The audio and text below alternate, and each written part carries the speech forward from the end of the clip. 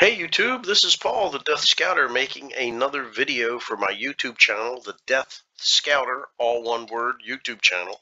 I've got everything out there from my car repairs to my ever-expanding library of financial advice, as well as these financial exercises. And that's what today's video is going to be, a financial exercise, a side-by-side mathematical comparison of a traditional IRA versus a Roth IRA, and we'll find out who comes out ahead. Now, to get started, let's go through this. What are the differences between these retirement accounts? Well, a traditional IRA also goes by the name of a tax-deferred IRA or a pre-tax IRA, which means the money that you are putting in to this investment vehicle you have not yet paid taxes on. It is tax deferred. So the taxes in America are very simple. The tax man says, pay me now or pay me later, but you're going to pay me. So the traditional is the pay me later. You put money in and deduct it off of your income taxes as if you did not earn it. Thus, you did not pay income tax on it, and you will simply pay income taxes on anything that you withdraw out of this account. The Roth plan is different. You fund it with after-tax money. What is after-tax money? After-tax money is the money you actually have sitting in your wallet, right? You earned your money at work. They took out your income taxes, your state taxes, your Social Security taxes, and you get to bring home whatever is left over. That leftover money is called after-tax money.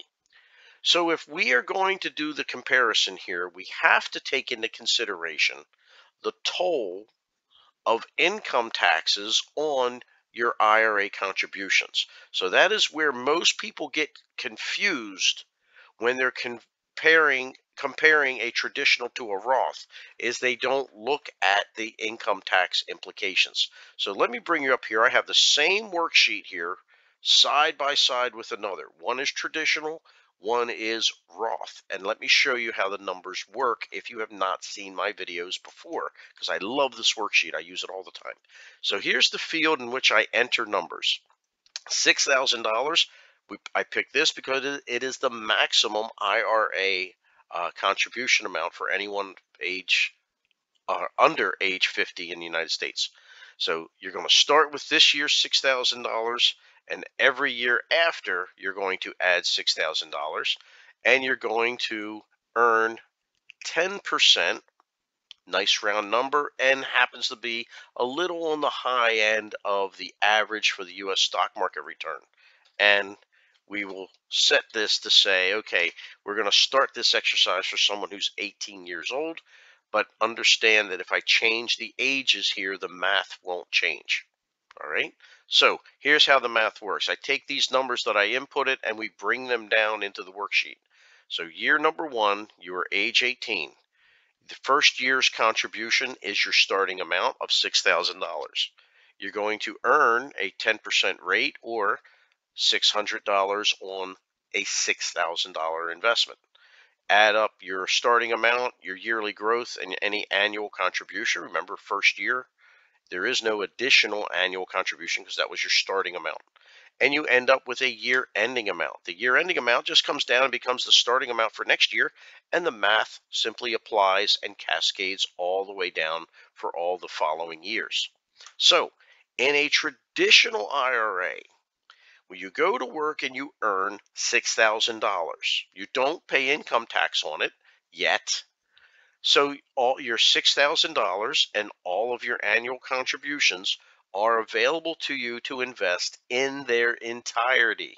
So all $6,000 went to work for you. And you see the 10% rate here doesn't change. Conversely, in a Roth IRA, you have to take that $6,000 that you earned and convert it to after-tax dollars. Now, I ran these numbers in two different ways, 4 different locations: Tampa, Florida, New York, Los Angeles, California, and Baltimore. And I went out to a website, very nice website called smartasset.com. They have a take-home pay calculator. And I said, if I have the median salary in the United States, which is about $67,000, or I am earning the average income in the United States, which is about $31,000. So those numbers are not the same. Don't ever confuse median with average. They are not the same. I took both the low income number and the higher median salary number, and I figured out what percentages are applicable to my income so that I can get the after tax amount. So the interesting thing here is, regardless of the income level that I used, and I even picked Tampa because Florida has no state income tax, right? So regardless of the state that you're in and the changing percentages that the benevolent tax man allows you to bring money home, every result turned out to be the same. Okay, so but let's go through the math before I get to the summation. So I've earned $6,000, but here in my home city of Baltimore, I was only allowed to bring home 75.38% of that $6,000 for my retirement plan. So I brought home $4,522.80, and that will be the number that is added in perpetuity. So when you run these numbers, you see immediately that traditional versus Roth, the Roth plan has smaller contributions, smaller annual contributions as compared to the traditional, where I get the benefit of all $6,000. So even though they are all earning the same 10% return, you start seeing that the annual growth numbers, let's block them together, the annual growth numbers tend to be significantly different, off by thousands and thousands of dollars. So to do the analysis, I scroll down here to age 65, which for an 18-year-old investor means at year 48, age 65, my pre-tax traditional tax-deferred account grew to a very impressive $5.8 million. Comparison to the Roth. Because I had smaller numbers working for me, it should not surprise you to find out that you ended up with a smaller number of 4.78 million. So not 5.8, 4.78. But here's the catch. In the Roth plan, all this money is completely tax-free. I paid taxes when I put the money in, not not paying taxes on when I take the money out. So in the traditional plan for age 65, if I were to take my $5.8 million number and apply 73% take-home pay tax ratio to that, then my 5.8 million drops to 4.38 million and some change. So these are the numbers that you compare. The red to the green, not the green to the green, because you have to account for taxes. So when I ran this calculation, in every scenario, for every state, for every income bracket, I always came out hundreds of thousands of dollars ahead using the Roth plan. Okay, so with Roth, I always came out hundreds of thousands of dollars ahead. Now, there are some nuances to this analysis that I did not get into. For example, to do the simple comparison, right? If I were to withdraw $5.8 million and all in 1 year, I would not be paying this tax rate. I'd be paying a larger tax rate. So the numbers would actually be even more in my favor for the Roth plan. So I recognize that this is not to the penny accurate, but it's pretty darn close to teach the lesson that Roth is the long-term, short-term winner in every scenario. So just to take a look at the numbers, surprisingly, the average age to start investing in the United States is actually 31. Oh my God, imagine the money that these people have missed out on, but it is the average. So even when I do a starting age of 31 and we scroll down to age 65, which is now 35 years into the future, even on a smaller number at a later point in life, you still come out ahead. You're always going to come out ahead with the Roth. So they actually are pretty close. I mean, when you're talking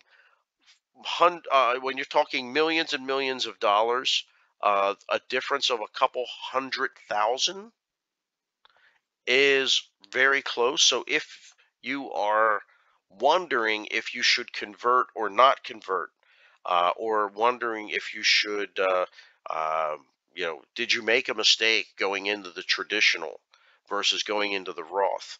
Um, the reality of the situation is the numbers come actually pretty close, but you always do come out ahead with the Roth plan. They may not be as stark as you thought they were going to be, because what happens with when people talk about a Roth and they say, okay, well, I'm going to put 6,000 into my traditional and I'm going to put 6,000 into my Roth. Well, of course the Roth is going to come out ahead, because you're not talking about earning $6,000 and investing $6,000. You're talking about earning some other higher number to end up with 6,000 for the Roth. So you have to do an apples to apples comparison, not apples to oranges. So if we're talking about your earned income of 6,000, you have to do the comparison pre-tax versus after tax to get a realistic number. And then when you look at your year ending statement, you have to say, okay, this is going to be able to be withdrawn completely tax free, but on my pre-tax, my traditional, I still am going to owe taxes on that. Um, so always have to take the taxes into consideration. The taxes are completely what differentiates the traditional from the Roth model. But surprisingly, they come in pretty darn close to each other. So there it is. That's the side-by-side analysis. We're coming up on the 13-minute mark. Hope this was informative. I always believe that seeing the numbers is worth a lot more than just simply asking someone their opinion or regurgitating what you read out of an online financial publication. When you see the numbers, you understand how all this stuff actually works. Thanks again for watching. I am Paul, the Death Scouter. I'd really appreciate a subscribe on my YouTube channel, Death Scouter, all one word on YouTube. I got a great 15-day financial overhaul program for people that are just starting their financial journey. Maybe you're swimming in credit card debt. Maybe you don't know where you're going to come up with any money to start investing.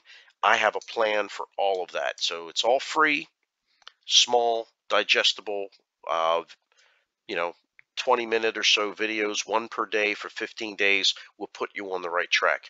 Thanks a lot, everybody. Again, thanks for watching. Coming up on the 14-minute mark now. I'm the Death Scouter. I appreciate you. Have a great day.